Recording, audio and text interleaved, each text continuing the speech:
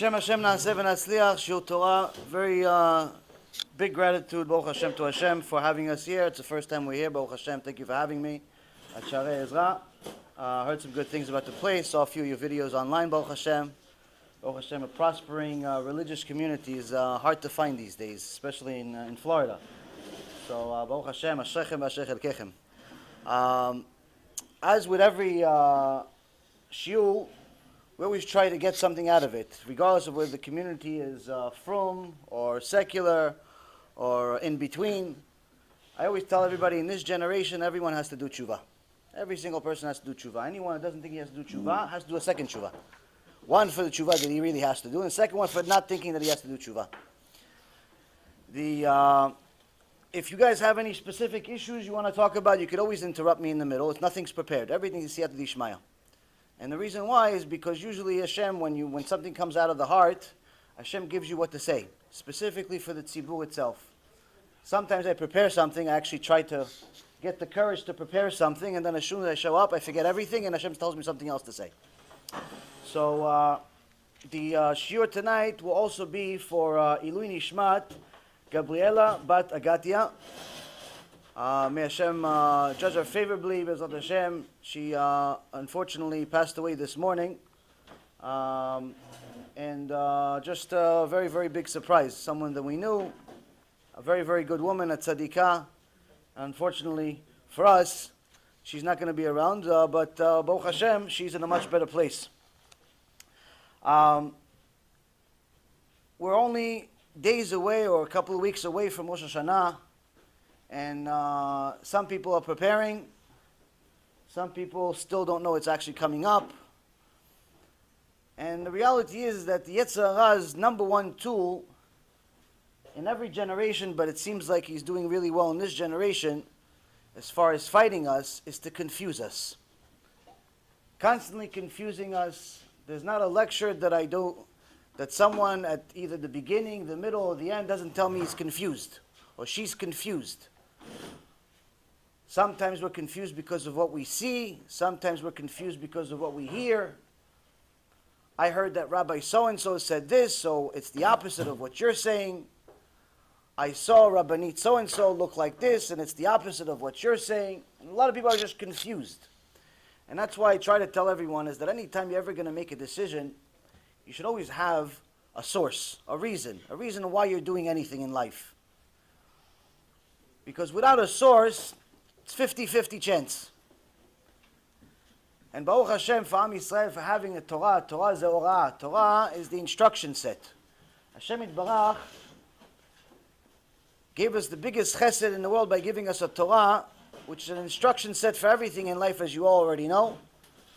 An instruction set to live, instruction set of how to be married, instruction set how to succeed in business, instruction set how to do anything and everything you want in life. Sometimes we don't like to read the instruction set. We want to use our own opinion because we like our opinion sometimes more than Hashem. But anytime we want it, it's always available to us. Now in the generation that we're in today, most people don't view the Torah as an instruction set. Most people view the Torah as, chas v'shalom, a history book. Something that was written a long, long time ago about some guy named Moses and his friends. They wanted to hang out in the desert. Most of the generation today grew up just like me, thinking that we identified with Moses through a movie called 10 Commandments from about 40 years ago. And the generation today is even worse than my generation, where they discovered Noach from a movie that Russell Crowe made. A guy on a boat, and they think that's Noach. That's the generation we live in today, Rabotai. And very few actually have the courage to go and look for the source. Now I'll give you a little bit of a background on myself. I'm assuming no one knows me here. And anyone who does, so I'll try to keep it as a short story, and then we'll go into some other things. I was born in Israel, lived there till I was 10 years old, and then we moved to the United States when I was 10. And 1990. When we first came to the U.S., I only knew a few letters of the alphabet, but caught on quickly, as any 10-year-old does. By the time I was in my 15, 16 years old, I had 3 jobs, I had 2 newspaper routes, worked in a clothing store, was also in a shoe store, and also played football. In so many words, adopted the Goyish life. My dream was to become an NFL player. I wanted to be like the black kids at school. That's what my role model was. I went to public school, and I wanted to be like them. They were tall, they were strong, and I had no idea that being a Jew is something special. I mean, I was Israeli, but we left that in Israel. I was a good student in school, so I went to college, but then after a year of college, I realized that I wanted to go back to making money. I went back home and I joined a firm on Wall Street. The first 3 years on Wall Street, I paid my dues, meaning I worked for other people, made them rich and me nothing. But after about 3 years of doing this, I finally became an independent broker at a firm called Raymond James and started building my book. Now, the problem is that Wall Street is not a place for weak people. Wall Street is the epitome of the survival of the fittest. So during those few years, those first 3 years, the most amount of money that I made in 1 month was maybe around $1,200 to $1,300. Work days would start at around 6 a.m., finish at around 9 p.m., sometimes longer. And again, no breaks, with the exception of maybe going to the bathroom once in a while. After 3 years, I started building my own book at this firm, but he told me that before I went on my own, he said, listen, you're going to have to pay bills. You have to pay electric, you have to pay this, you have to pay secretary, you have to pay all these bills. And I said, how much are all these bills?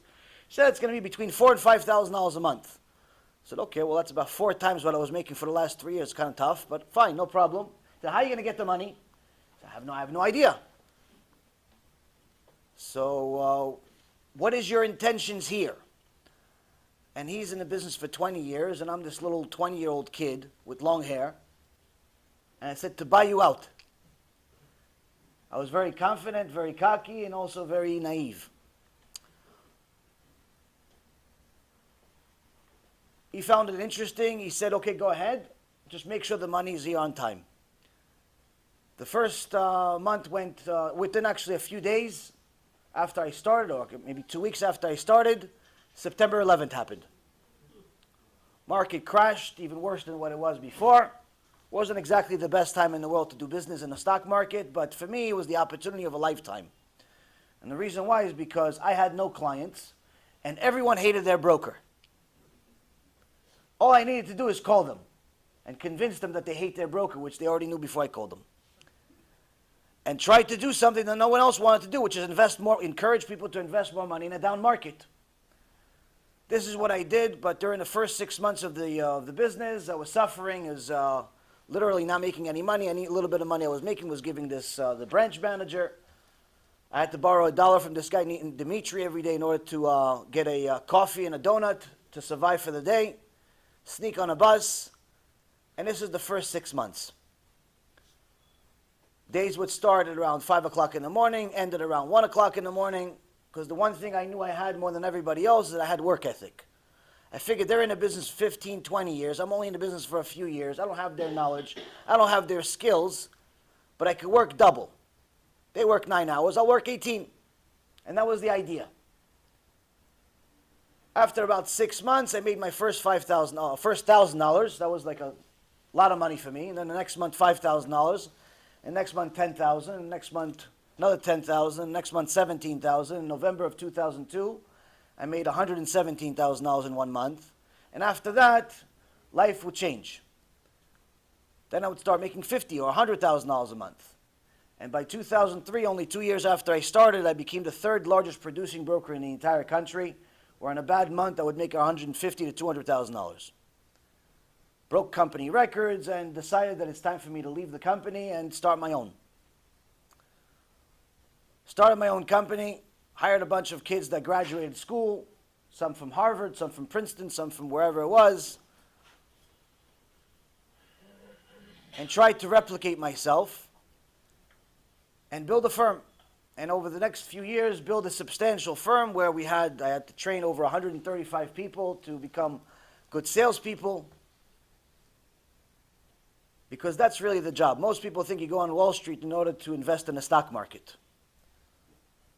And the reality is you go into Wall Street in order to make sales. It's the ultimate sales job. And the reason why is because on Wall Street you sell the intangible. You sell something that doesn't actually exist. It's a real company, but you don't get anything. Because even if the guy buys $100 million worth of Microsoft, he doesn't get a little box of software in the mail. He doesn't get anything. He gets a statement that says he owns $100 million worth of Microsoft. That's it. He buys it because he has a dream that one day it's going to be worth $200 million. In other businesses, you have to sell something that's tangible, a car. The guy sees the car. Okay, I'll buy the car. He sees the ship, he buys the ship. He sees the software, he buys the software. Here you have to sell nothing. You have to sell a dream. And if you're good and the dream comes true, you get more. It's the ultimate sales job, and that's why most people fail. Because most people need to sell something that's actually tangible. I was pretty good at it. Some of the dreams came true. A lot of people made a lot of money. And it got to a point where on bad months I would make $200,000. On good months I would make over $1 million. By 2006, already I got to a point where money wasn't really a problem in life. I had a fancy schmancy apartment on the 35th floor on Wall Street with a 400 square foot balcony and 2,000 square foot apartment. And all the material things that I actually wanted, I had. The only thing I didn't have any actual purpose in life. I had a mission, but I achieved the mission. And you get to that point in life where you achieve your mission, you achieve your material success, and really the only thing you can look forward to is more material success. That's life. You say, okay, I want to be rich. Okay, now I'm rich. Now what? Buy something. Okay, so you bought something. I wasn't really so materialistic, so I didn't really spend my money on planes and boats and stuff like that. I found it purposeless. Most of my money would be either giving it to people in the tzedakah and giving it to people as far as helping them, investing into the firm, investing into the stock market. That's pretty much it. Somebody had a problem, they'd come to me. Within 30 seconds, I would just ask them, how much does your problem cost? Just to save the time. They would tell me how much the problem cost. I would write them the check, and I said, good luck to you. You don't have to tell me the rest of the story. People wondered, why am I being mean? I said, no, it's not being mean. It's that I'm making $3,000 an hour. So when you make $3,000 an hour, if you're going to spend an hour telling me the story, I'd rather just give you the $3,000. And I can make more. Wasn't exactly the most, the nicest thing in the world to do, but it got them what they wanted. The problem is that, again, you go back that you give this person, you give that person, you make this, you make that, and you still end up with nothing. You have everything and nothing at the same time. So then I decided, okay, maybe I should take care of my health. I wasn't exactly sick, but I had hemorrhoids, which 2/3 of the human population has. And I figured, you know what, maybe I should take care of this because it's annoying me twice a year. So I had nothing to do with my life. So I figured, let me just go to surgery and have a surgery. I went to a good doctor, and the doctor said, listen, I've been doing this for 16 years. It's a very simple surgery. And all that mattered to me was, how long am I going to be out of work? He said, no, it's you're just uncomfortable for a couple of days. You come in on Wednesday, you come back to work on Monday. I said, okay, this is not so bad. So I went to the surgery on a Wednesday, but I didn't go back to work on Monday. In fact, I didn't go back to work for a long time. And the reason why is because when I woke up out of the surgery, my whole body changed. Something happened in the surgery that until this day, 12 years later, no one actually knows, other than HaShem, obviously. But my body changed when I woke up out of the surgery. I woke up with an enormous amount of pain. And they discovered something new about my body. I reject most drugs. I never did drugs in my life because I actually like my brain. And my body doesn't like it. My body doesn't like drugs. So I rejected all pain medicine, and it wouldn't work. So after screaming and yelling for a while, they had to give me the most amount of morphine legally allowed to finally calm me down. They didn't know actually what happened, but they knew that something wrong happened, but they wanted me out of the hospital. Because after all, it was an elective surgery. It's not a surgery you stay there for a while. You're there for a couple hours, you go home. So they knew that if I stay there, I only found this out later, they have a lawsuit on their hand. So after I calmed down, we left. We bought a shawarma on the way home. And got to my apartment. I told my wife and parents that were with me, it's been a very interesting day. Now I know what Gehenom looks like. I'm going to sleep. I'll see you guys tomorrow. I woke up 45 minutes later with more pain than I did a few hours earlier. Only this time it didn't stop for 62 days. For the next 62 days, the most amount of consecutive sleep that I was able to get was 15 minutes. And for anyone that's ever interested of what happens to your body after you don't sleep for a long time is that you slowly start to die. So my body started failing. I started urinating blood. My eyes started bleeding. My ears, everything started bleeding. You know when you say Asher Yatzar, say nekavim, nekavim, chalulim, chalulim. Well, by the way, it says if there's one opening that's closed, or one closing that's opened, you can't really survive. You know that? It actually happened. It's actually true, by the way. Verified. So, body started failing. No one knew what to do. Doctors had nothing. No one knew.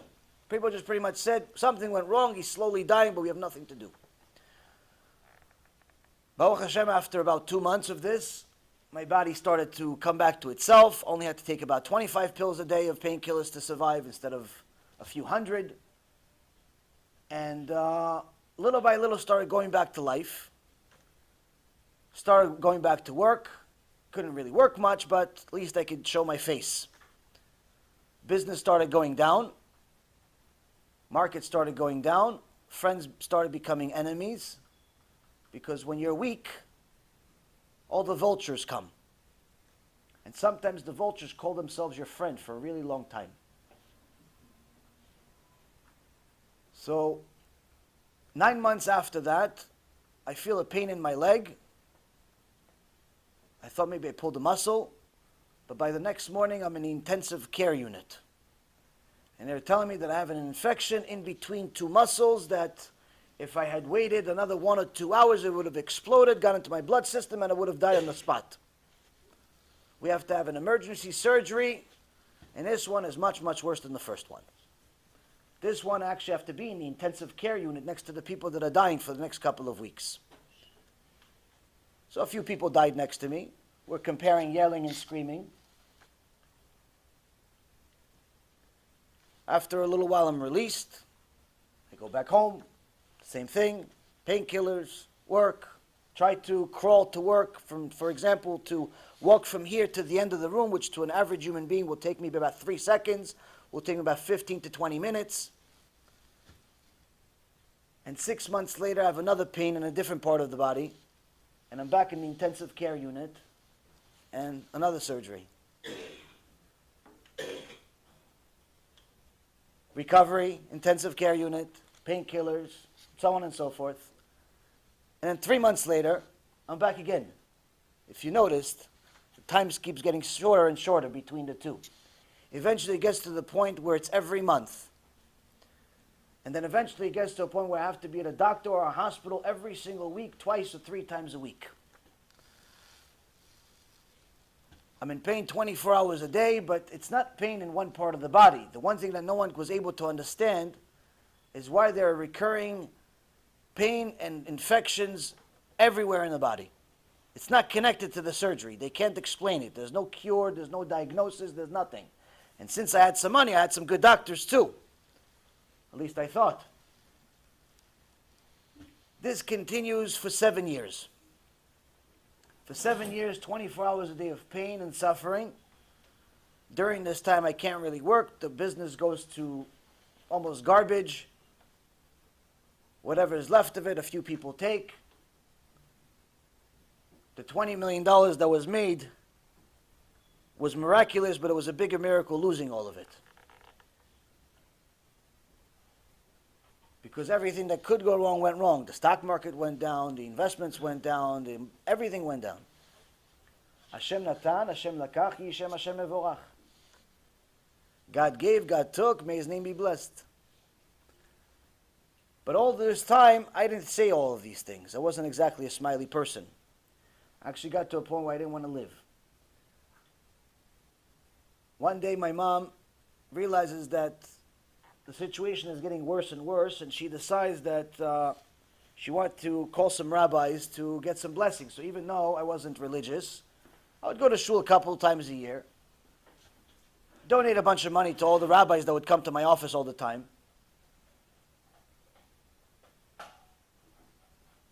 But none of the people that I had in my life were actually willing to help.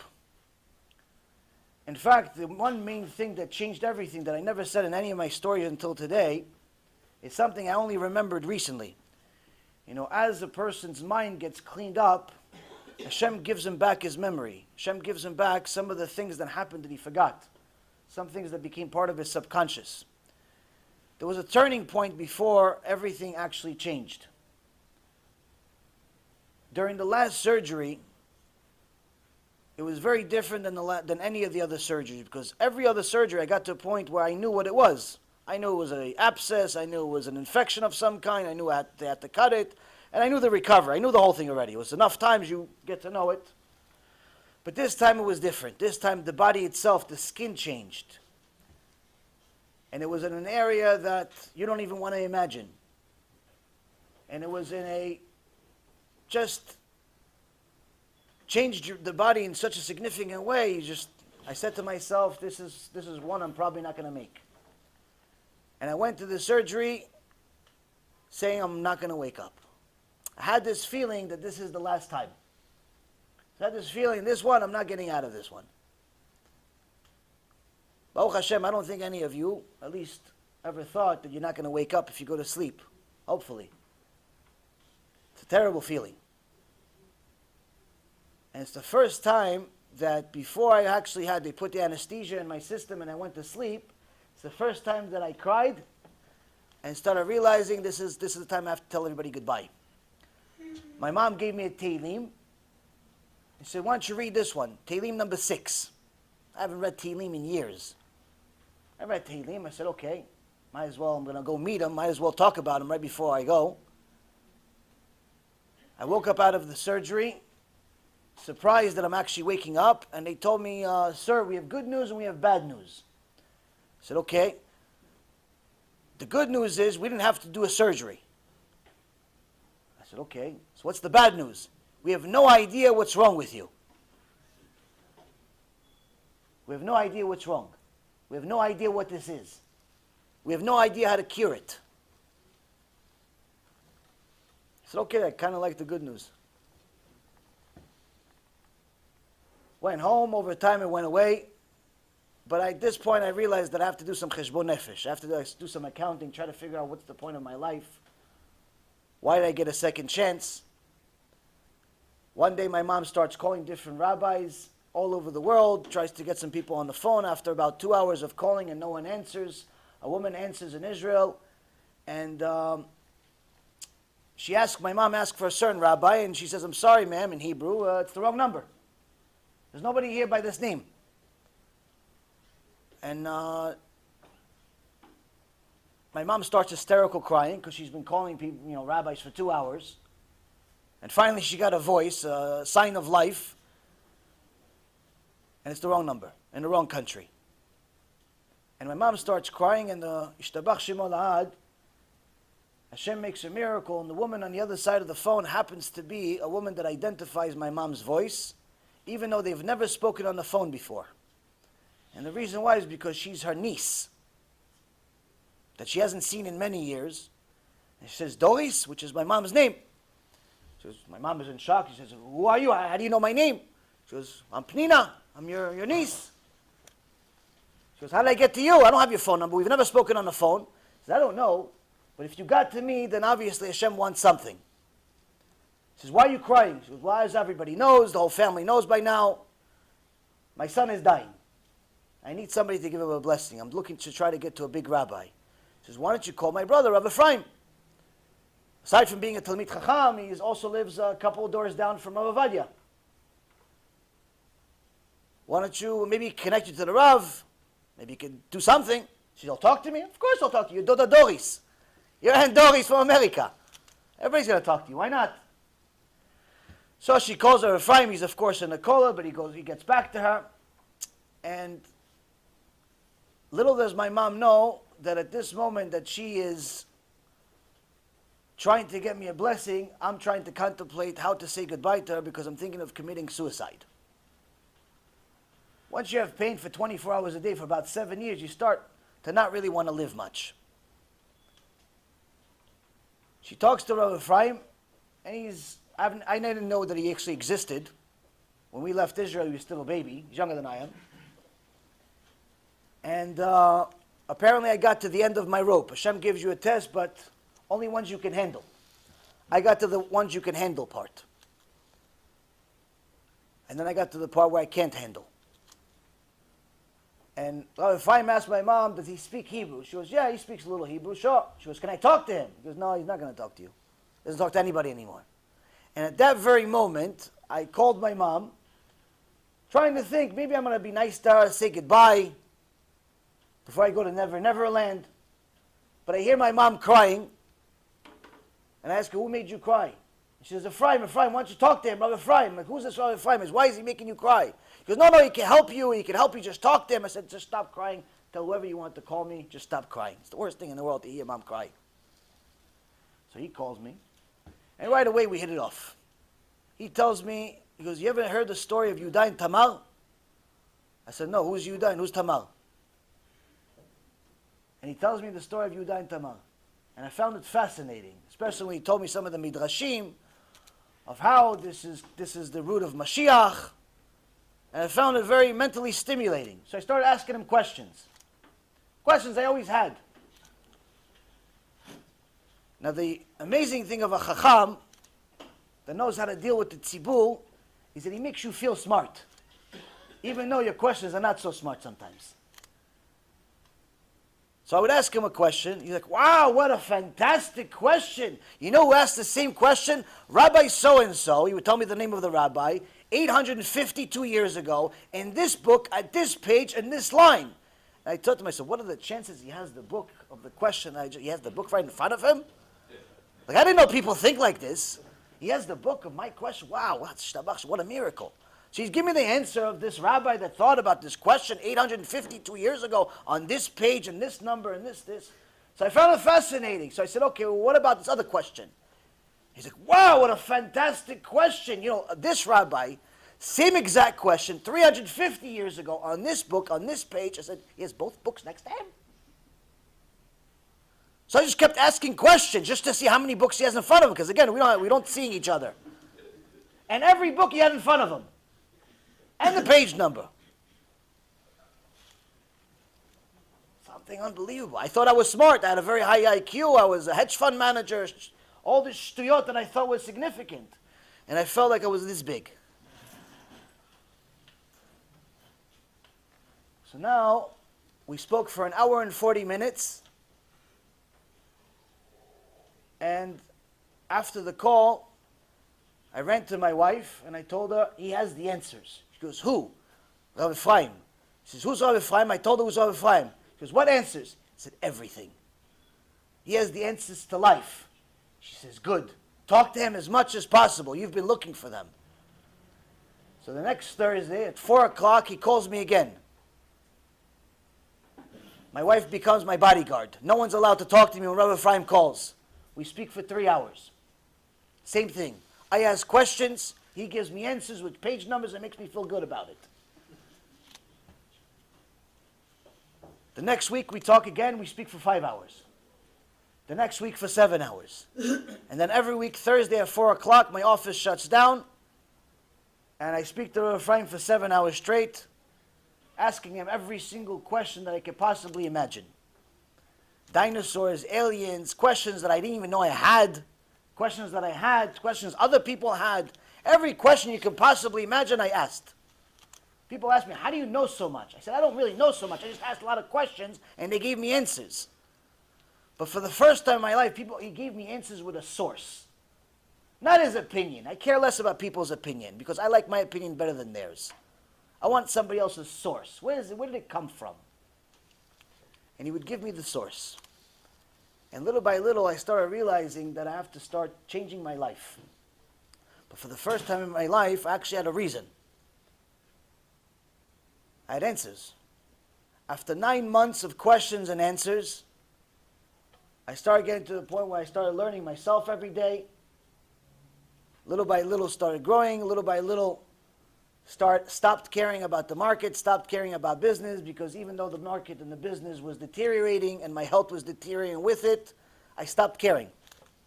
The pain didn't go away. The money went away, the business went away, but I stopped caring. Because the highest high that a human being can get is a high of his neshama. When his neshama finally gets the real answers that he's been looking for his whole life. And the Yetzer Hara's number one mission in the world is to confuse you into submission. To confuse you to stop looking for the answers. To confuse you, to tell you, no, there's no answers for this stuff. There's no answers for what you want. Just go do something else. Go find something else. Go study something easy. Go do something easy. Why are you asking such big questions?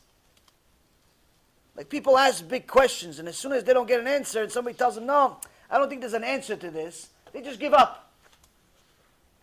But the problem is that when the question is significant, it creates a safek. It creates a doubt. It creates an inner doubt. In the Torah world, we call doubt Amalek. That doubt, that Amalek, is what breaks us when the Yetzer Hara comes back again.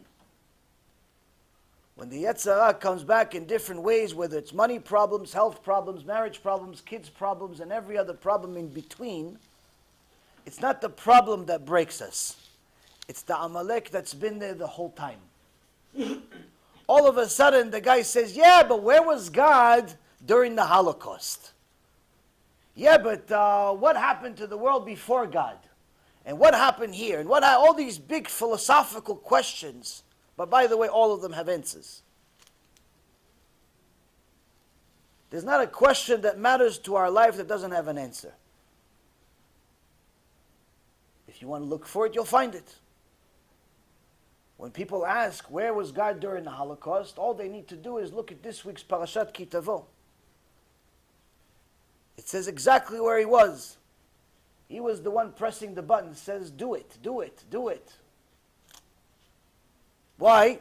Because of what we did 2 weeks and 3 weeks and 4 weeks and 5 weeks before the Holocaust.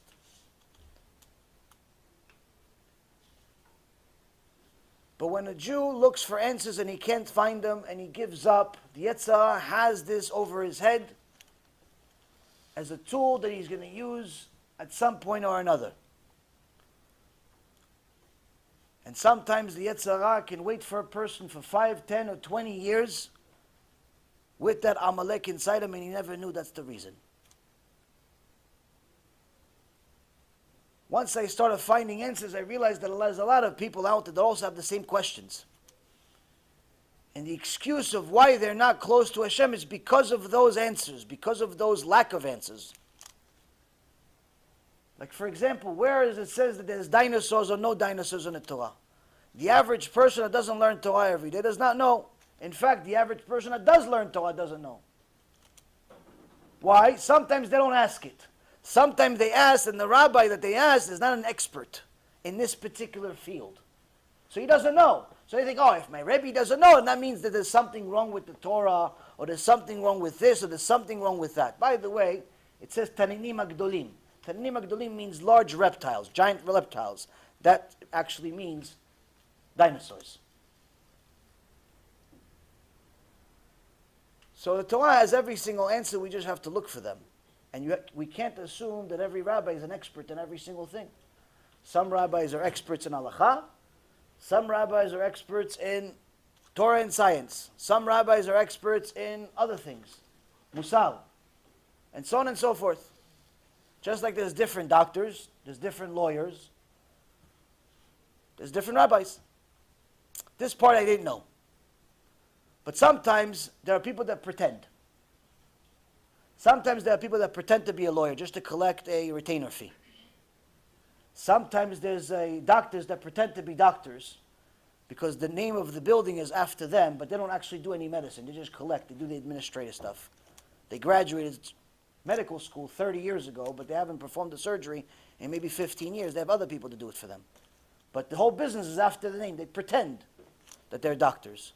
Unfortunately, the Gemara in Masechet Sotah, page 49b, says that before the end of times, there's going to be some fake rabbis too. Make pretend. Where they tell you that they're rabbis, but sometimes they're not. Before that last surgery, my mother went to one of them because he was the one that would come to my office 2 to 3 times a week. And she said, why don't you tell him something? Why don't you tell him to keep Shabbat? Why don't you tell him to do something, keep anything? Do you know that his wife is not Jewish? Do you know that he doesn't keep kosher? Do you know? He goes, yes. She goes, why don't you tell him something? He says, it's not my job. It's not my job to tell him to do teshuvah. It's not my job to tell him to marry a Jew. It's not my job to tell him to keep Shabbat. She says, so whose job is it? He says, it's not my job. His job was to collect a few $1,000s a week for me. That was his job. The Yetzer Hara confuses you to think that you are a tzaddik because you give a little bit of tzedakah. And unfortunately, it's one of the biggest Yetzer Haras in our generation for people that are successful. You have a lot of really smart Jewish people in Am Yisrael, Baruch Hashem, that are making the same mistake that I made for many, many years. Thinking that just because in your eyes you're a decent human being, you give some money away, you do some decent things, you help people that ask for help, that makes you good. You define good. Hitler also thought he was good. He wasn't anything near good. But when you define good, that means it's subjective to you, to your own definition. Now, during this last few weeks, we've been saying Slichot, and during Rosh Hashanah, we say the very famous Yerushalmi that teshuvah, tefillah, v'tzedakah ma'avirin et ro'a ha'gzera. That doing teshuvah, tefillah, prayer, and tzedakah is what can help us overcome the terrible decrees of the world.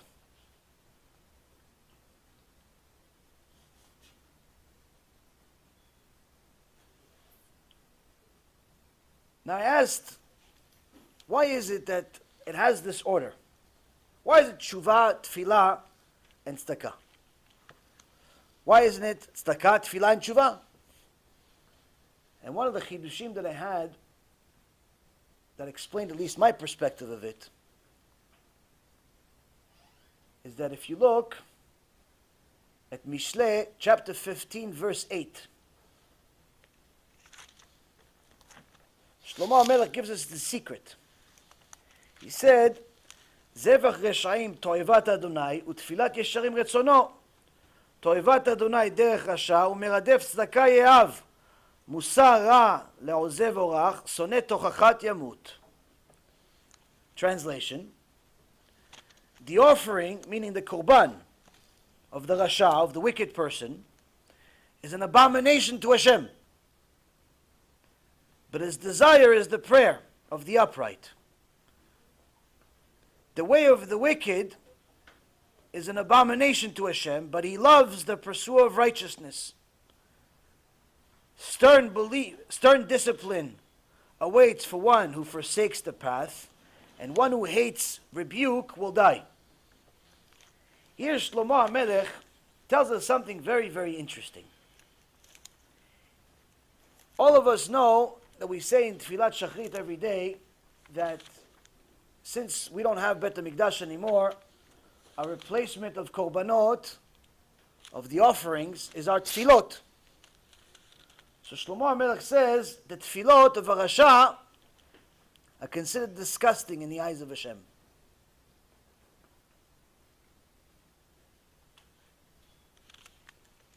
The korban of the rasha, even if it's money, is also considered an abomination as well. What is Hashem looking for? He's looking for somebody who likes musar, He's looking for somebody who likes rebuke. Somebody who likes to hear the truth, because the truth is the only way that's going to change us. If all of us here that were tzaddikim, kedoshim, nevi'im, tovim, like our mothers told us our whole life, we're never going to change. If everyone is perfect, what's the point of Rosh Hashanah? If everyone is perfect, then what's the point of teshuvah, one of the mitzvot of the Torah? And Shlomo HaMelech tells us something critical. The reason why teshuvah, tefillah, and tzedakah are in that order is because without doing real teshuvah, regardless of where we started and regardless of where we are today, our tefillah and tzedakah are irrelevant. Without a person doing real teshuvah, trying to figure out what they have to fix, what midah, what character trait they have to fix, what mitzvah they have to work on, what limud they have to add, without actually doing cheshbon nefesh on a regular basis to figure out, how do I fix the reflection I see in the mirror? Without doing it, our tefillah on Rosh Hashanah and Yom Kippur is not going to help us. We came one way, we got out one way. And if anyone thinks, no, but what if I buy $10,000 for aliyah of this and aliyah of that? Good for you. But it's not going to help anything. Why? You first have to start with teshuvah. You can't buy God. There's no bribery in Shamayim. There's no bribery in Shamayim. Now what's the problem? Why is it so difficult for us to do teshuvah? The Gemara in Masechet Shabbat says, En adam roeh chova be'atzmo. A person does not see an obligation in himself, naturally. A person looks in the mirror and he sees the terrible things in everyone behind him. He sees the guy behind him has a bald spot. The woman behind him is not modest. The Rav over there is not paying attention. He looks at everybody else. He's not looking at himself. He looks at everybody else. And that's the Yetzer Hara at his best.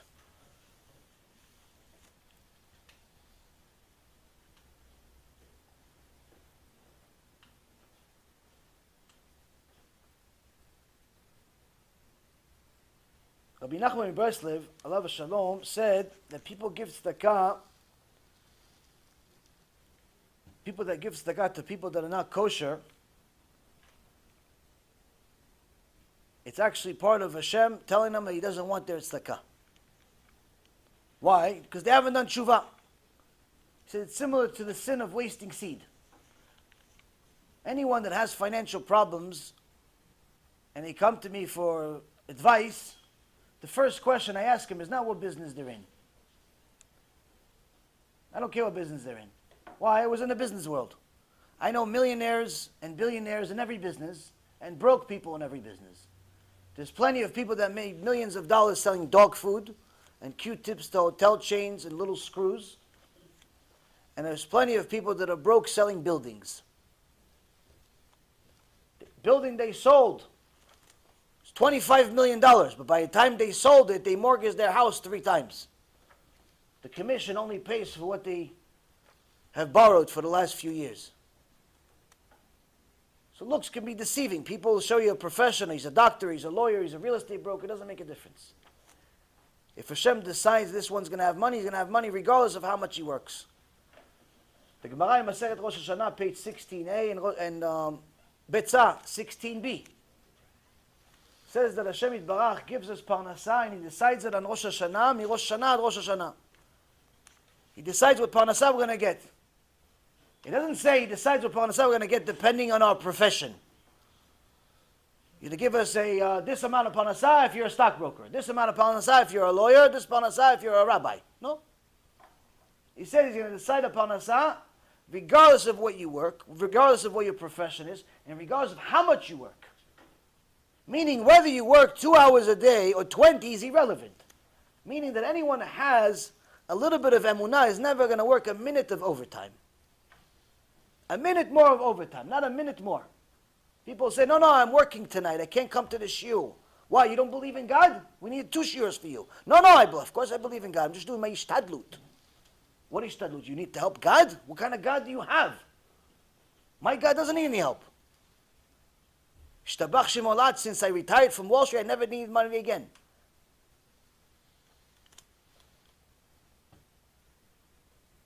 Because God runs the world. But the Yetzer Hara confuses us to think that he doesn't. And sometimes a person comes and he has financial issues, even though he has a lot of ishtadlut, even though he works 2 jobs, even though he has almost no learning.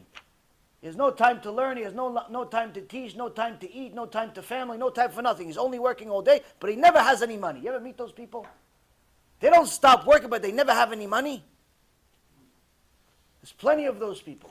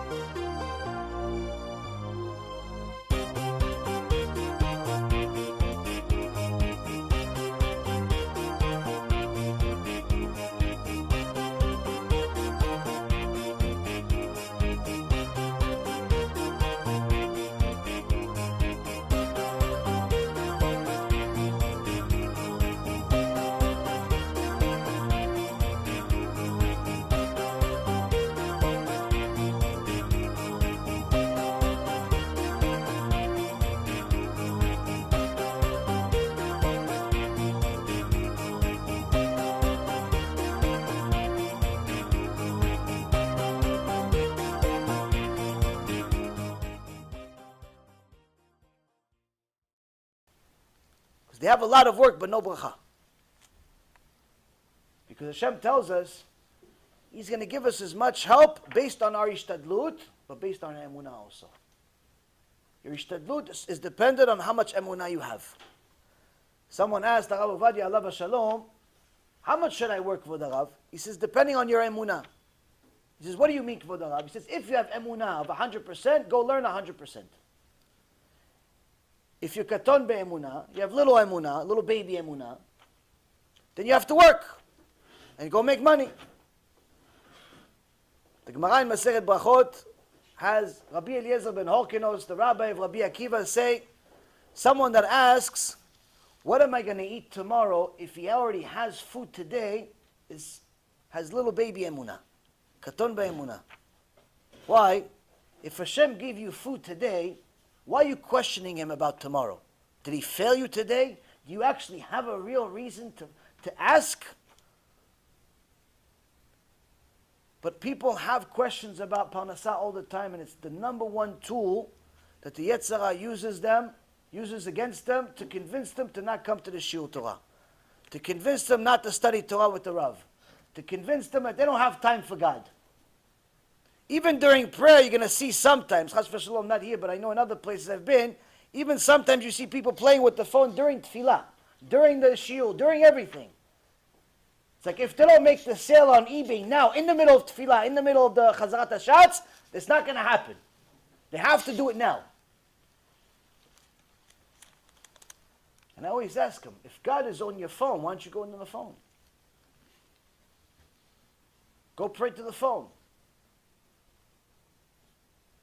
No, I just got to make a deal. Just got to make a deal. I said, I made a lot of deals. It didn't work out so good. If Hashem doesn't want it to work, it doesn't work. But when a person actually comes and he says, listen, I have some problems with financials, the first question I ask him is, are you shomer brit? Do you preserve your brit? He goes, yeah, I got a brit milah. I said, no, not the stuff they didn't ask you about. They didn't ask you to have a brit milah at 8 days old. I said, every day after that. And to my surprise, the vast majority of the Jewish world does not even know the magnitude of the sin. In the English-speaking world, I don't know if any of you have internet, but in the English-speaking world, anyone that watches shiur Torah online, you can test this yourself. Type in English. In Hebrew, there's more. In English, type Pgama Brit, or wasting seed. A lecture about wasting seed, or Pgama Brit. and you'll see a total at this stage of maybe 8 hours. Total. Shlom Bayit, 8 million hours. Etrogim, 2 million. Sukkot, 1 million. Pagam Brit, 8 hours. Maybe 9. I'm 7. I'm 7 out of the 8 hours. Or maybe there's now 9 hours because Rabbi Yaron did a shiur recently. English, I said. Hebrew, Baruch Hashem, we have. In English is the deficit. In English, we have a Great Depression. Now, why is this such a big deal? Because if you look at the Shulchan Aruch and ask Rabbi Yosef Karo, what's your opinion, Da'at Torah, about Pagam Brit? And he says this is the biggest sin in the Torah. So how come the biggest sin in the Torah doesn't have anyone talking about it? It's because it's not politically correct. It's a very unusual subject for the politically correct Western world to talk about. People are uncomfortable with themselves. So that's why a lot of the people that have connected to me over the last few years have not actually been just Baalei Teshuvah, just people that came from the same life that I did, but in fact the opposite. There's more religious people that have come to my doors that have grown to the yeshiva system. Some are still avrechim, some are not, some are just religious. They've gone to the yeshiva system in their 20s, 30s, 40s, and 50s. After they watched our wasting seed shurim, and they never knew the magnitude of the sin. They never knew this is a World War VII inside their life. It's a cancer. And the reason why is because most of us never asked the question. Because the Amalek, the Ezra, convinced us we don't need to know. Everyone does it, it's okay, it's no big deal. And that's the Ezra's job. The Ezra's job is to convince us that, ask one question. If somebody doesn't know, just move on to the next thing. Look for something easier. Look for something easier. Look for something, just whatever's in that book, just read that. Whatever's in the shiur, just do that. Ask the rabbi a question. He doesn't know, forget about it. Move on. Don't ask too many questions. Be like the Christians. They're avdil, but that's the reality today. People are scared to ask questions. If they get a no, they get a yes. They don't know what to do with themselves. But that's actually what we've been priding ourselves for the last 3,300 years. Am Yisrael doesn't stop asking questions. And the reason why is because everything we have as a question that's relevant to our life has an answer.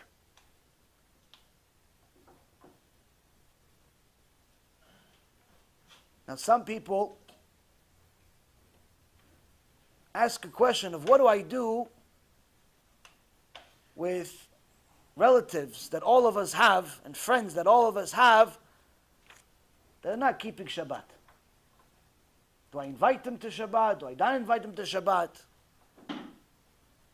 If he comes and he comes to the Beit Knesset with a car on Shabbat, do I give him aliyah? Do I don't give him aliyah? What do I do with these things? In reality, there's answers in the Torah for these questions. But the one answer that no one really likes to talk about is our responsibility beyond the aliyah and the obvious. The mitzvah tochecha, the mitzvah of rebuke, the mitzvah of telling another person, you're wrong. You're going in the wrong direction. You're not allowed to drive on Shabbat, even if it's the Beit Knesset. What if he's a big donor? He can be Bill Gates, he can be Donald Trump. It doesn't make a difference who he is. There's no mitzvah obligation to go to Beit Knesset. It's nice, but it doesn't override the Ten Commandments. It doesn't override Shabbat. And all of us know somebody that drives on Shabbat to Beit Knesset. In America, it's become normal. I ran into a young kid maybe a few months ago in a gas station, and we start talking, and I said, you're Jewish? He goes, yeah, I'm religious. I said, oh, okay, Baruch Hashem, where do you belong? Where do you go? So, which Beit Knesset do you go to? He goes, no, I don't really go to Beit Knesset. That's a unique type of religious. I said, maybe you just moved. I said, you lived there for a long time? Or no, I lived there my whole life. So you just don't go to Beit Knesset? No, I don't go to Beit Knesset. I said, oh, okay. So how do you keep Shabbat? No, I don't keep Shabbat. I said, wait, what kind of religious are you? you Reform? He goes, no, I'm Orthodox. I said, you're Orthodox? But you drive on Shabbat? He goes, yeah, what's the problem? I said, you're not supposed to drive on Shabbat. He goes, no, I'm not that religious. Like, I'm not at that level yet. I'm not at that level yet, he tells me. I said, oh, okay, all right. He goes, what about your father? He goes, oh, no, my father's very religious. Father's very religious. I said, yeah, he doesn't drive on Shabbat? He goes, no, he drives on Shabbat. I said, so what makes him very religious? He goes, he drives to shul every Shabbat. He goes to shul. He's very religious. He goes to shul every Shabbat. I said, yeah, but he's not allowed to drive on Shabbat. He goes, listen, I know you're a rabbi and everything, but listen, do you know how much money my dad donates to the Knesset every year? I said, so? He goes, he's really religious. Every year, he donates no less than $100,000 during Rosh Hashanah. And I said, this is the churban of the generation. This is the destruction of the generation. People are led to believe that they're religious based on the checks. This is the Satan. Now the gematria of tzedakah is 199. If you add Amalek to it, which is another 240, you get 439. 439 is the only solution to removing this Amalek from us, and that's the word tochecha, rebuke. If we don't tell our brothers and sisters that they're not allowed to drive on Shabbat, they're simply never going to know. Now deep down inside, everybody knows you're not supposed to light fire. Deep down inside, everybody knows you're not allowed to eat pig.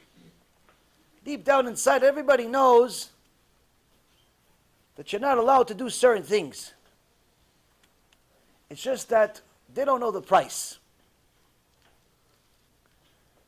Now, if someone told you, don't drive fast, say, okay, that's your opinion. I'll try. But if they said, listen, if you drive fast, the cops are going to catch you, and then they're going to put you in jail for 5 years for driving fast on this road. What are you going to do? Oh, I'll walk. Why? It's not worth the risk. What happened? What changed? Both people said, don't drive. Don't drive fast. The other one told you the price. If you tell people the price of the sins we make, all of a sudden the picture changes. If you tell your kid, don't run, he's probably going to continue running.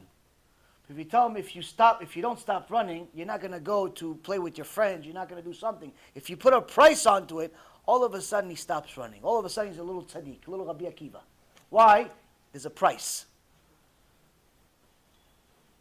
In the book Achtov Yisrael, that Perek Bet, one of the books that my Rav Ephraim wrote, it's an halachic book, questions and answers.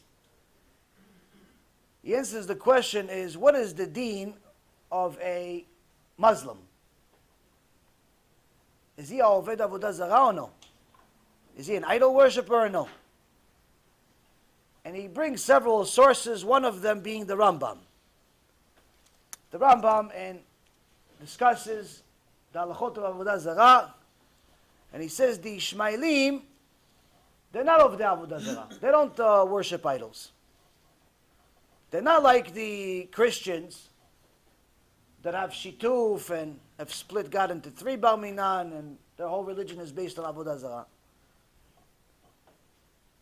So the Rambam says, so if the Ishmaeli takes the wine, if he takes the wine and he touches it, yain lo mevushal, uncooked wine, you can still sell it. You can't drink it, but you can still sell it. But the Christian, you can't sell it and you can't drink it.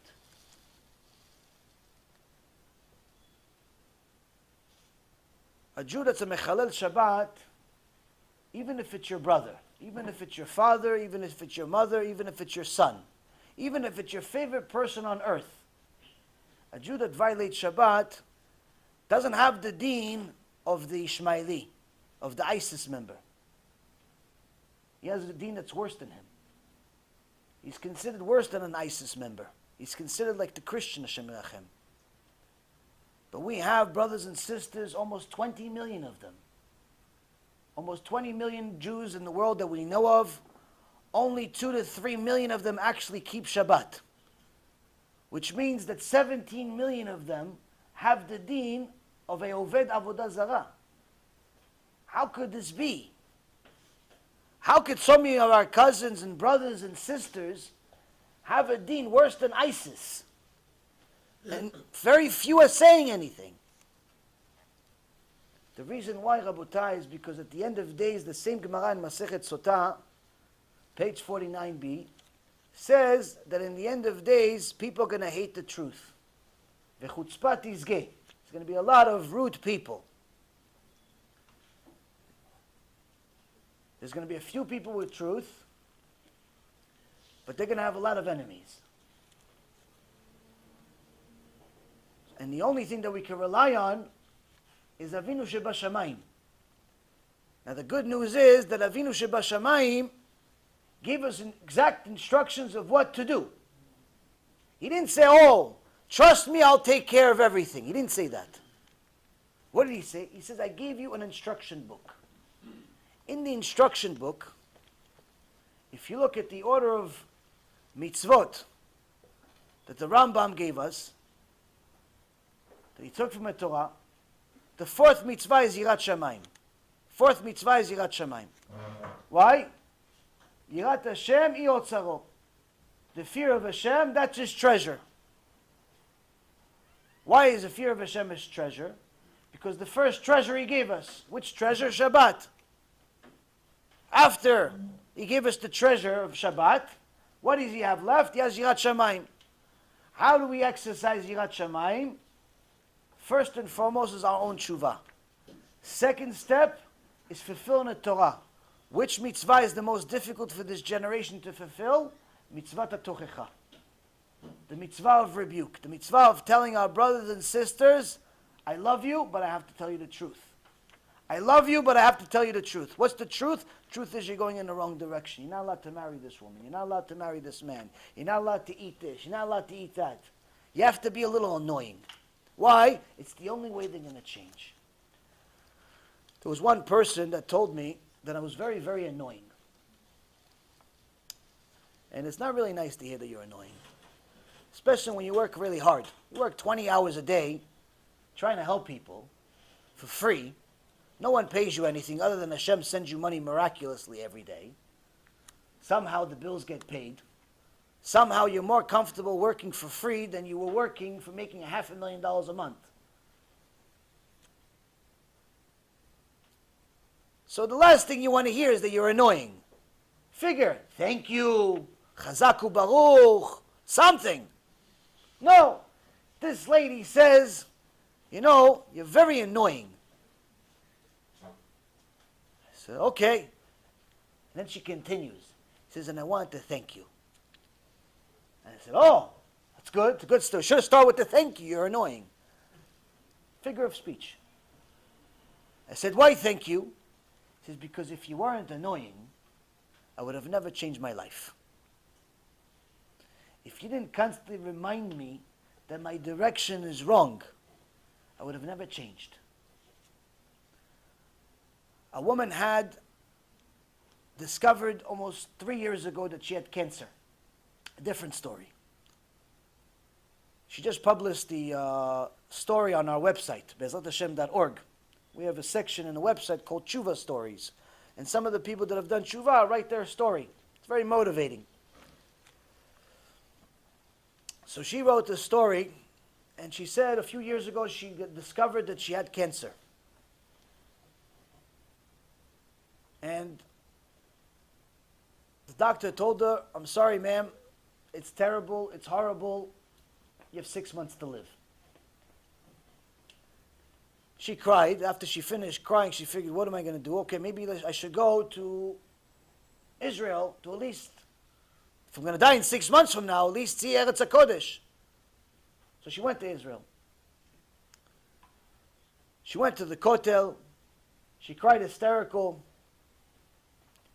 She realized that her whole life has been a complete waste of time. Boyfriend to boyfriend, relationship to relationship. Thinking that the Goyish lifestyle is going to somehow materialize at some point. She was very, very healthy her whole life. She went to the gym 4 or 5 times a week. She was a health freak. She ate all healthy food. And now she discovered she's dying.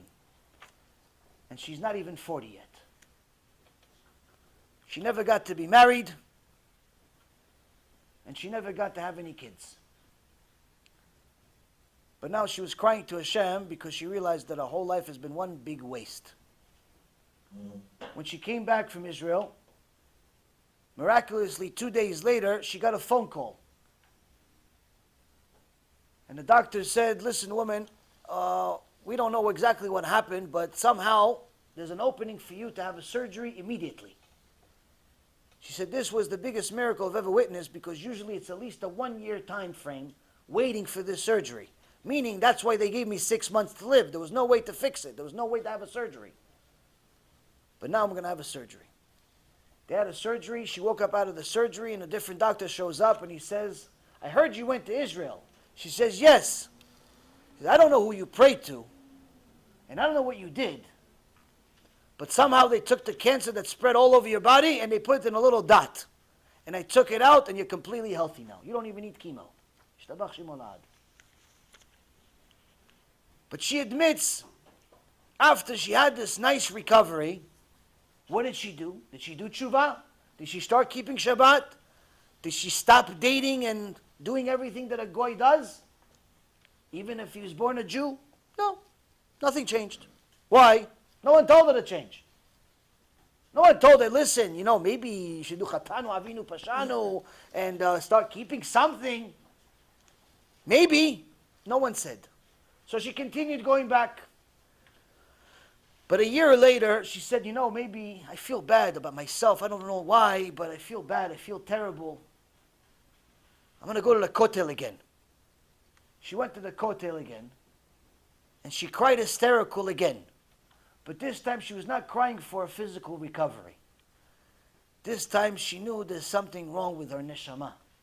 This time she knew that she got a gift of a second chance from HaShem. And she didn't really feel so comfortable with her end of the bargain. She didn't feel like she was doing anything for it. So after she finished crying, she writes that she looked to the left on the women's side of the kotel, and there's like a little wall, a tiny wall there that separates the men and the women. Baruch Hashem, still till now. And on this little wall, there was one CD.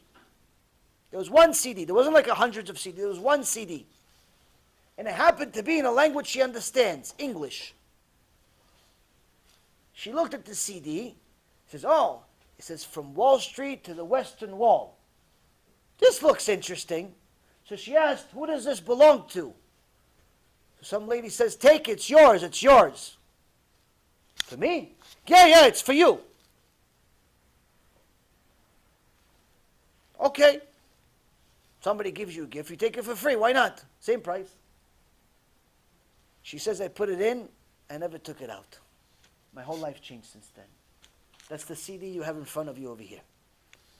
It's the first time in her life she figured out that it's time for her to change.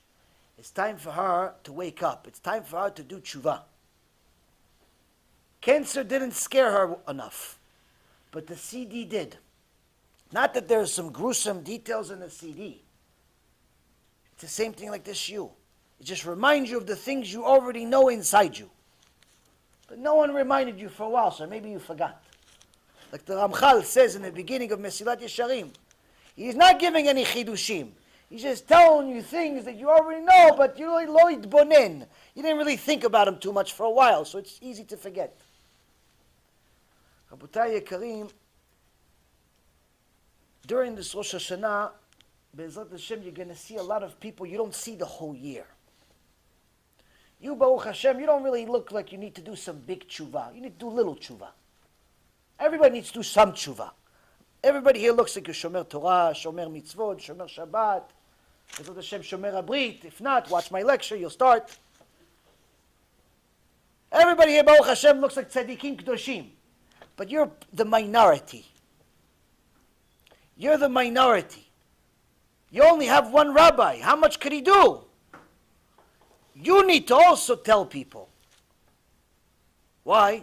Because some people he's not going to see. Some people I'm not going to see. Some people the other rabbis aren't going to see. Some people only you're going to have the zchut to see. Because they're not going to come to Beit Knesset, but they'll come to your house. They're not going to come to the Beit Knesset, but they'll come to your neighborhood. They're going to come to the Beit Knesset, but they're not going to talk to Kvod Harav. They're not going to talk to me. They're not going to talk to anybody. They're going to talk to you. And if they're there to talk to you, that means that Hashem sent them to you. Because that's part of your teshuvah. And that's why if you look at the prophet Ezekiel, Yechezkel, he says, make sure you don't let your sins be an obstacle in your own teshuvah. Well, how is the sins going to be an obstacle in my own teshuvah? I did teshuvah, so doesn't that cancel out the sins? He says, no. Some sins, you can't do teshuvah by yourself. Some sins you can't fix by yourself. Why?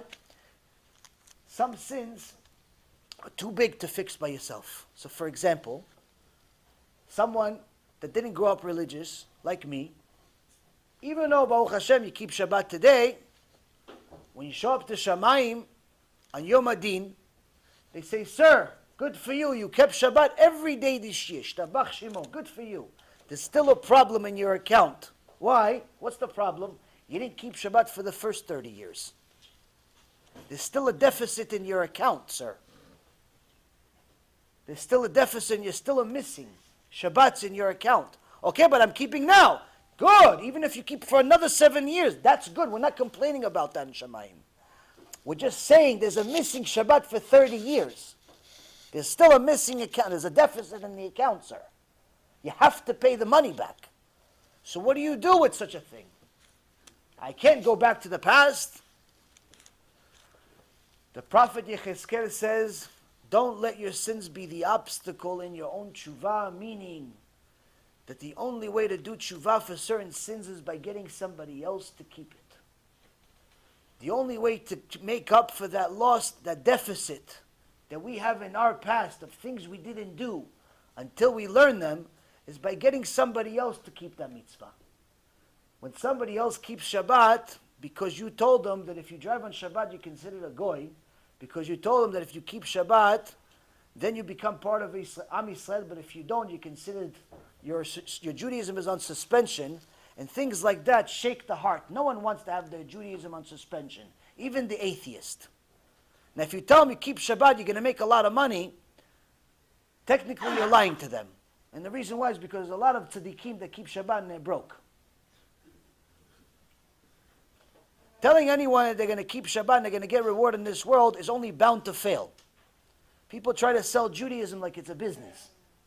Try to tell people, no, if you keep this mitzvah, you can have a lot of parnassah. It's not true all the time. Sometimes it is, sometimes it's not. And if this one guy depends on it being so, and after a year or two of keeping Shabbat, his parnassah didn't go up, it went down. What do you think is going to happen? He's not going to keep Shabbat ever again. So we can't sell Judaism like it's a business. We're not doing a transaction with Hashem. We're selling Judaism because we have to. And you tell them, listen, you keep Shabbat because Hashem said so. And if not, there's a few other things he said too. Depends on how tough the cookie is. You tell them how much more. Point is, you tell them what it actually says in Parashat Bechukotai, Parashat Kitavo, Parashat Kitisa, all the stuff that's half the Torah. We're not talking, don't go into the Zohar and start telling about the Medorot of Gehenom. You don't need to go crazy. Just tell them basic stuff of what it says. What it says in Parashat Shavua. What we're supposed to teach a 6-year-old kid. You tell him that, now he's going to keep Shabbat. So what does it mean to us? That means that every Shabbat, it's like we kept 2 Shabbats. Now what about if his wife keeps Shabbat now too? Now it's 3 Shabbats. What if he has little tzaddikim, kids that are not keeping Shabbat? Now you have 5 Shabbats, 10 Shabbats. So now what we messed up over 20 years, we can fix in 2. So we go up to Shamayim on Yom Adin and says, wow, Ishtabach Shemo, here's the tzaddik. Me tzaddik, I barely know Shulchan Aruch. I barely know anything. No, tzaddik, there's 500 Shabbats a week. 500 Shabbats a week are kept because of you. Why? You said a few words that made you feel a little uncomfortable, but you fulfilled the mitzvah of Tochecha. You fulfilled the mitzvah of Tochecha, Rabotai. The reason why I'm telling you is because I know you know people that are not religious. Because most of us are not. And if we all depend on each other only, no one's going to do their job. It's the obligation for each one of us to take advantage of this holiday. This holiday is coming up. There's a lot of people that are clueless like me. Don't know anything. They show up to shul, and they think, oh, I came to shul once or twice. They wear white clothes like they're a little dove. And they think, oh, I'm going to buy an aliyah, 2 aliyot, 5 aliyot, and ishtabach shimo. Then I should get all the parnasah in the world. We have to tell them something. Why? Mashiach is around the corner. Mashiach is around the corner, and just like the Gemara says in Masechet Avodah Zarah, page 3b, beginning of 4a, once the Mashiach comes, there's no more conversions, there's no more teshuvah, there's no more nothing. Clock's out, finished. What are you going to say to your cousin that didn't do teshuvah? What are you going to say? He says to you, wait, you knew you didn't tell me? You knew you didn't tell me? He's here, Mashiach's here. Now people think we have to worry about Mashiach. But the reality is that my friend that died this morning, she also worried about Mashiach. She worried about Mashiach so much, she sold everything here in America. She lived in Florida. And she left everything behind. She took some money. She moved to Israel. Why? She said, I'm getting ready for Mashiach. I said, yeah, but your husband's still here. Yeah, but I'm ready for Mashiach. Yeah, but your kids are still here. I'm going for Mashiach. I said, yeah, but if we're good, it doesn't matter where we are. If we're not good, it also doesn't matter where we are. If we're good, if we're tzaddikim, even if we live in Saudi Arabia, Hashem's going to save us. If we're Shaim, even if we live on top of the Kotel, nothing's going to help us. The Gemara in Masechet Shabbat, page 55, says that a person that sees another person sin and doesn't say anything in Shamayim, it's like he sinned. Rabbi Elazar ben Azariah was a very, very rich man, aside from being a tzaddik. His maaser, I did a cheshbon one time, was $1.2 billion a year in today's money. $1.2 billion a year in cows. They said one of his cows was a mechalel Shabbat. So Chachamim say, what, he had one cow? He had a lot of cows. Yeah, but one cow was a mechalel Shabbat. He goes, only one cow? He goes, really, it wasn't his cow. What do you mean it wasn't his cow? He said it was his next door neighbor, had a cow, and she carried the pamonim. She carried some things on Shabbat, some bells on Shabbat. You're not allowed to carry on Shabbat. Shabbat is for you, it's for your family, it's for your kids, it's for your servants, it's for your animals, like the Torah says. And Rabbi Elazar ben Azariah saw his neighbor's cow was carrying something on Shabbat. He didn't say anything. So in Shamayim they said, Rabbi Elazar ben Azariah, mechalel Shabbat. Now he had Ruach HaKodesh. We don't have nothing. I barely have a wind. He had Ruach HaKodesh, so he knew when in Shamayim they said he started fasting for the rest of his life. He fasted for the rest of his life doing teshuvah for his next door neighbor's cow. Why? Because in Shamayim they said, Rabbi Elazar ben Azariah, mechalel Shabbat. Because he didn't say anything to his neighbor.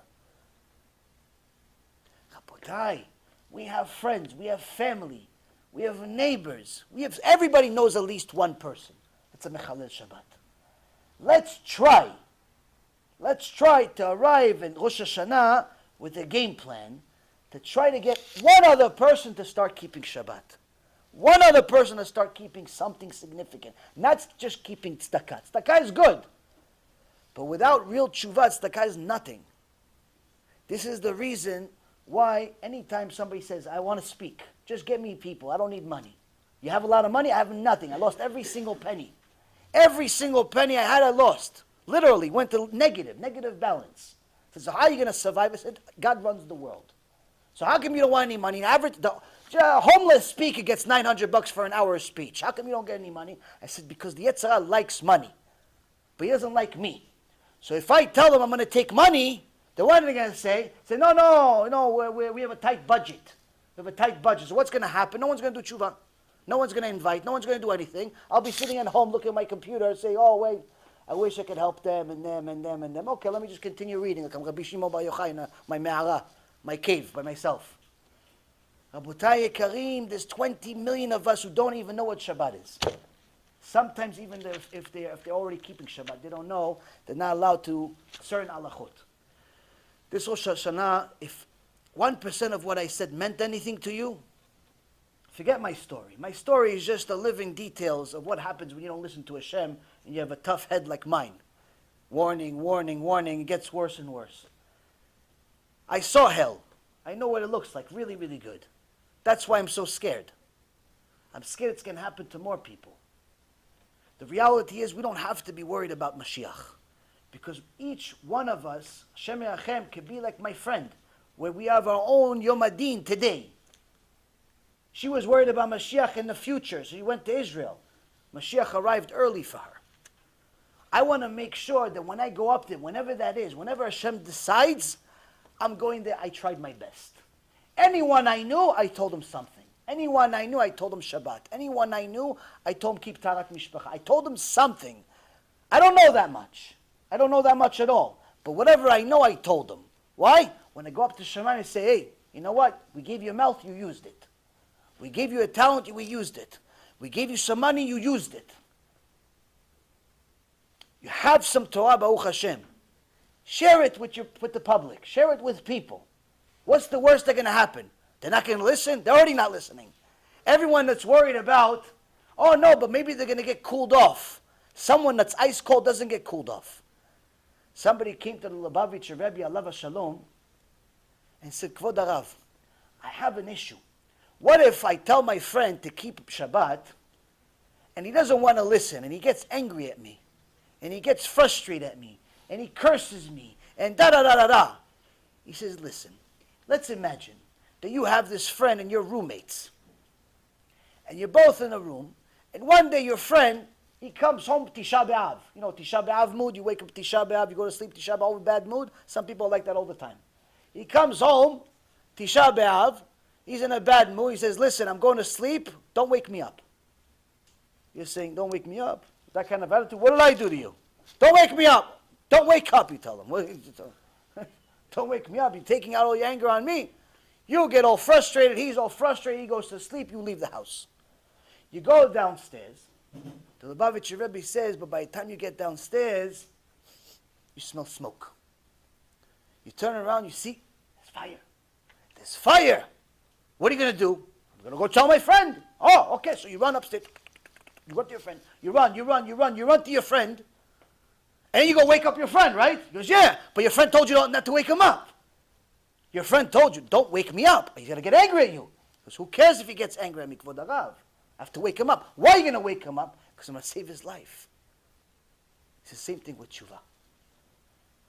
When they're cursing you and screaming at you and they don't want to listen to you and they don't want to come over and they want to get cooled off and warmed and all that stuff, that's because they're still sleeping. Once you wake them up, they're going to tell you the same thing like that woman told me. Thank you for being annoying.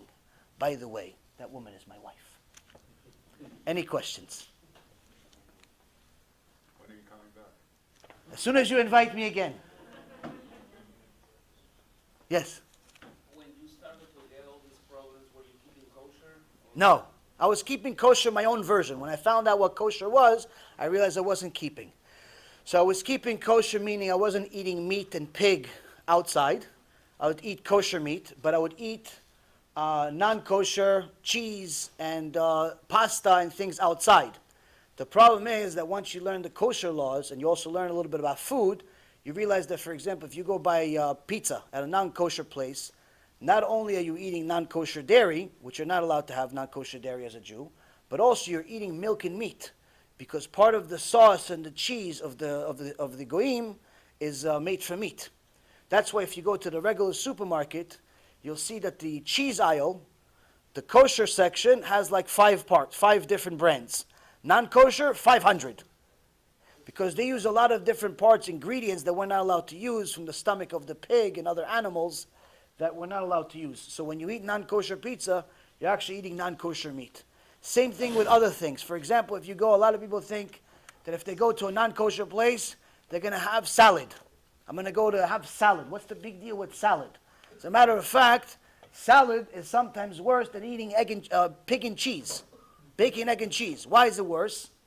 Because the goyim don't have the obligation of cleaning the vegetables. So their vegetables have bugs.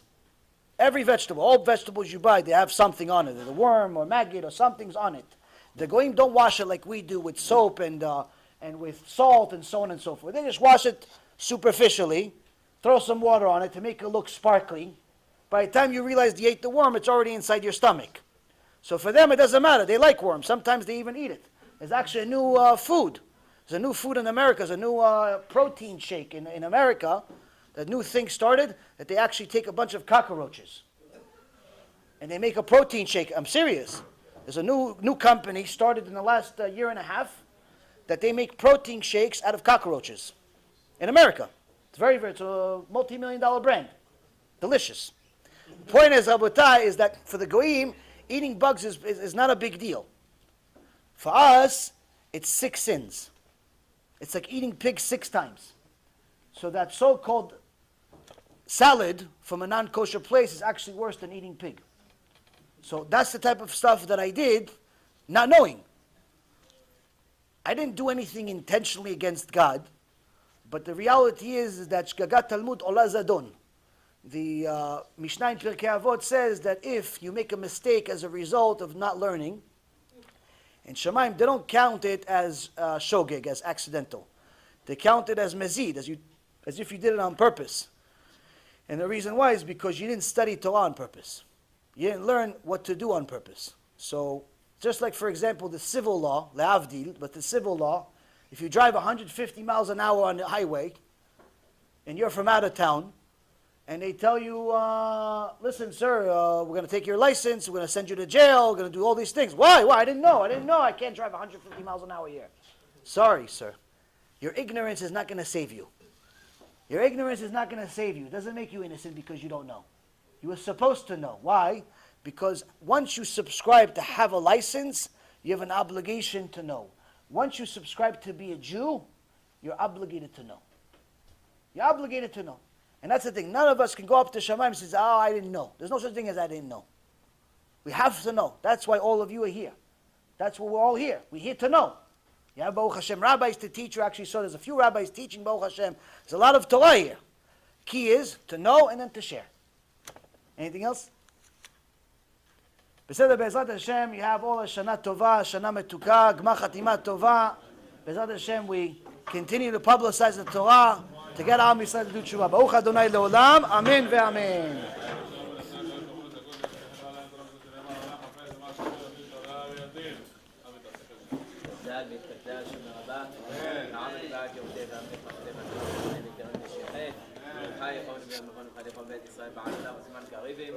Amen. Yes, Shemar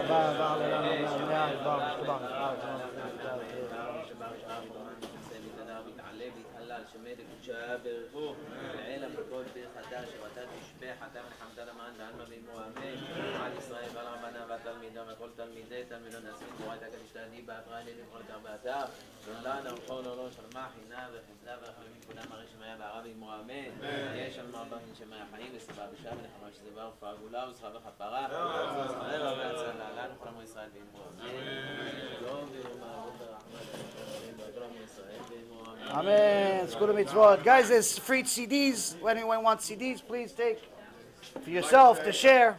Rabbi Reuven for coming and Rabbi Nasri for getting it together. Also, we have a Rabbi Shapiro CD next week. And we have another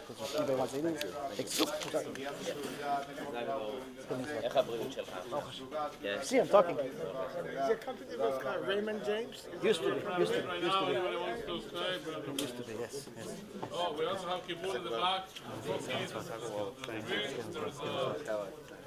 Thank you very much.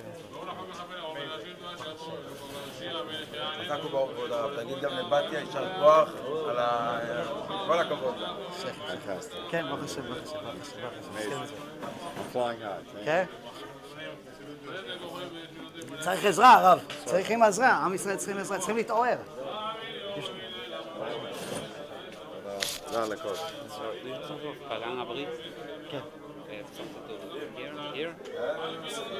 There's 2 CDs in here. This one, track number 5.